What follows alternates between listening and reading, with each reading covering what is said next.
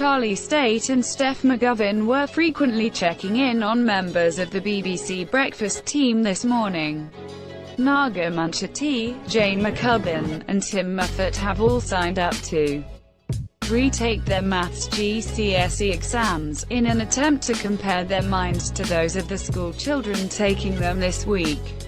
Most of the morning saw the trio discussing their revision techniques, and how nervous they were about the upcoming exam. However, the show didn't go exactly as planned, as their final interview before the big moment was interrupted. Whilst the three were talking about the last-minute fears about the tests, the school's fire alarm went off.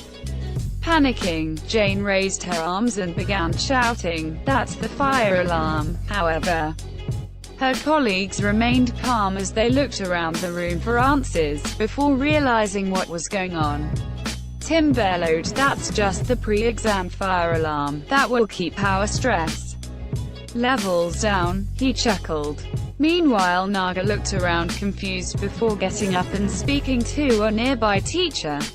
Despite the alarming interruption, fans sent their well wishes to the presenters over social media. One wrote, "At BBC Breakfast, best of luck to at BBC Naga, Tim Moffat and Jane McCubbin on taking your maths GCSE today." Another added, "Good luck to all sitting, especially my son and the at BBC Breakfast team." Last night, Naga posted a video of herself on Twitter in the midst of taking a practice paper. She commented, "I'm getting quite stressed about not knowing enough, and not being prepared enough." Yesterday, on BBC Breakfast, saw presenter Louise Minchin commenting on her appearance on the front page of a newspaper.